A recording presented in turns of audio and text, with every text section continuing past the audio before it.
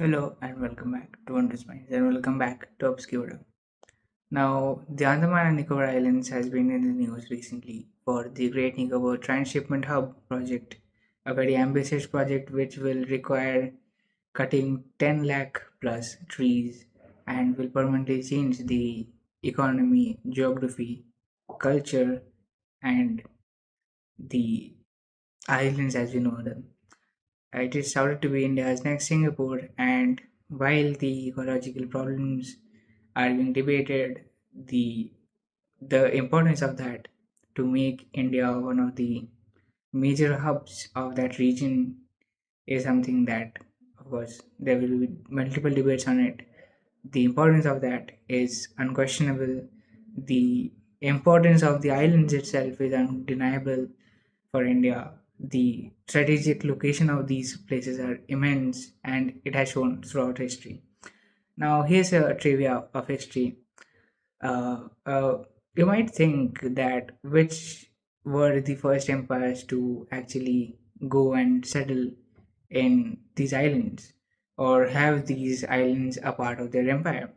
You might think that, well, since now the capital of Andaman and Nicobar Islands, Port Blair has been renamed to Sri Vijayapuram as a mark of the history of these islands, where Rajaraja Chola and Rajendra Chola used them as a strategic base um, for their invasions, for their firstly their travels, the route that was followed through the state of Malacca, and later when Rajendra Chola invaded Srivijaya Empire, it was used as a hub where they actually attacked those that kingdom, the very powerful kingdom of Srivijaya, and defeated them, which has been discussed in an earlier video of this. But they were not the first empire to actually establish a rule over the islands. They did not incorporate them under their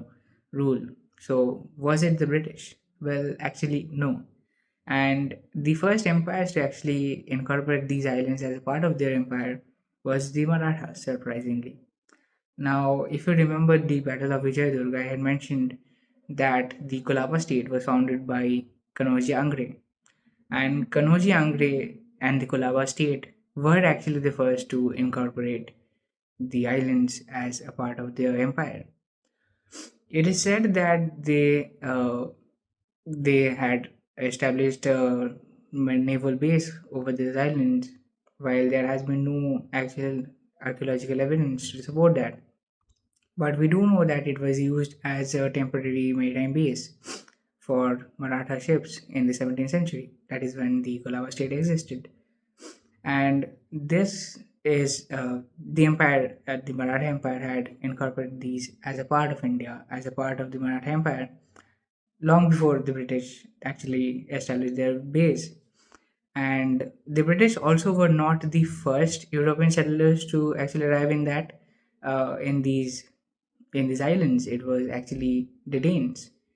So first it was the Danes, and then after the Danes, there was another European settlement that actually arrived, who were the Austrians.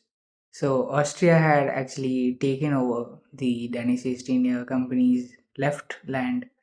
They had left because there was malaria outbreak in the islands, and they had shifted their base to Tranquebar. Um, and Austria mistook that they had abandoned their claims and they established their colony.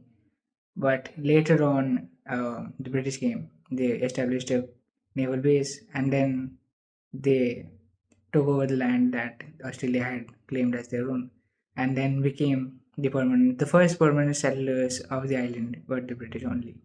So the British were not the first to actually incorporate these as their own. It was the Marathas, but they were the first to actually establish a colony and become the first permanent settlers of this island. I hope you like that little trivia. Thank you for watching.